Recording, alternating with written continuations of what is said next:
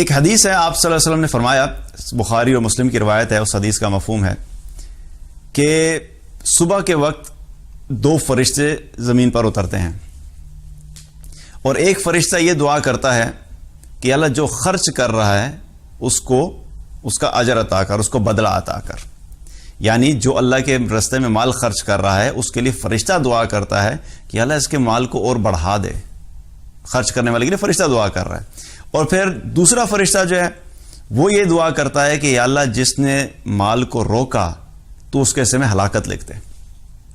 ایک فرشتہ اللہ کے راہ میں مال خرچ کرنے والے کے لیے دعا کرتا ہے اور دوسرا فرشتہ اس شخص کے لیے بددعا کرتا ہے کہ جو خرچ نہیں کر رہا اس کے لیے ہلاکت لکھ دے.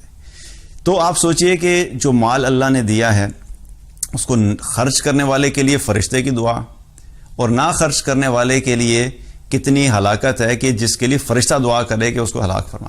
تو اللہ کے راستے میں مال کو خرچ کرنا ہمارے مال کو بڑھاتا ہی ہے. اسی طریقے سے بخاری و مسلم کی ایک اور روایت ہے جس میں حدیث قدسی ہے، جس میں اللہ سبحانہ وتعالی کیا فرمایا، آپ سے نے فرمایا کہ اللہ تعالیٰ فرماتا ہے انفق یا ابن آدم ينفق علیک، اے ابن آدم تم خرچ کرو، تم پہ خرچ کیا جائے گا. کہ تم لوگوں پہ خرچ کرو، اللہ تعالیٰ یہاں پہ کیا کمٹمنٹ دے رہے کہ تم لوگوں پہ خرچ کرو، اللہ تعالیٰ کہتا ہے تم پہ میں خرچ کروں گا. تو اس کی ایگزامپل ایسے ہی ہے کہ آپ کے پاس کچھ ایک مال ہے، کچھ مال کا کچھ حصہ ہے، ایک سرٹن کیپیسٹی ہے جو ہم اپنے پاس مال کی رکھ سکتے ہیں. اس سے زیادہ جو ضرورت سے زائد مال ہوتا ہے وہ ہمارے اپنے لیے نہیں ہوتا. ٹھیک ہے، اب آپ اگر اس کو اکٹھا بھی کرنا چلیں، اس میں کوئی ممانعت نہیں ہے کہ آپ سیونگ نہیں کر سکتے، سیونگ بھی کی جا سکتی ہے، لیکن کتنی کریں گے؟ کرتے کرتے کرتے آپ ہزاروں لاکھوں سے کروڑوں سے لوگ ارب پتی بھی بن جاتے ہیں. لیکن کیا ہوتا ہے کہ آپ نے گلاس لیا، گلاس میں پانی بھرا، اب اس میں آپ مزید پانی ڈالیں گے تو کیا ہوگا؟ وہ پانی باہر گرے گا. جو پانی باہر گر رہا ہے وہ کسی کے کام کا ہے؟ وہ کسی کے کام کا نہیں ہے. لیکن جو پانی گلاس میں ہے وہ یوزیبل ہے، وہ استعمال کیا جاتا ہے. آپ اگر کسی کو دے دیں گے تو جب پانی پیا جائے گا تو گلاس میں جگہ خالی ہو جائے گی، تو کیا ہوگا؟ پھر آپ اس میں اور پانی بھر سکتے ہیں. پھر آپ دیں گے، پھر خالی ہوگا، پھر اس میں اور پانی بھرا جا سکے گا. تو اسی طریقے سے جتنا مال اللہ نے ہمیں دیا ہے، جتنا ہم خرچ کرتے چلے جائیں گے اللہ تعالیٰ اس کو دوبارہ بھرتا چلا جائے گا، دوبارہ ہمیں واپس کرتا چلا جائے گا. اور اللہ تعالیٰ مال دیا ہوا مال کبھی بھی اپنے پاس نہیں رکھتا، وہ واپس کر دیتا ہے. تو یہ یقین رکھنا چاہیے.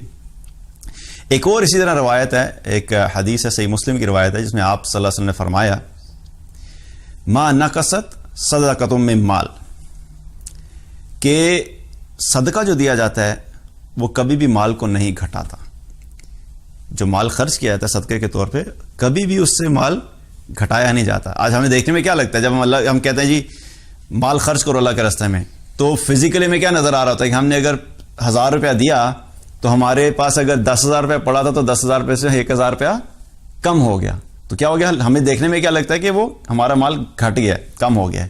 لیکن حقیقت میں کیا ہوتا ہے کہ وہ 1,000 کم نہیں ہو رہا تھا، وہ 1,000 اللہ سبحانہ تعالیٰ ملٹیپلائی کر کے آپ کو آگے کہیں پہ اور دوبارہ واپس کرے گا، اور پھر یہاں پہ بھی واپس کرے گا اور آخرت میں بھی واپس کرے گا.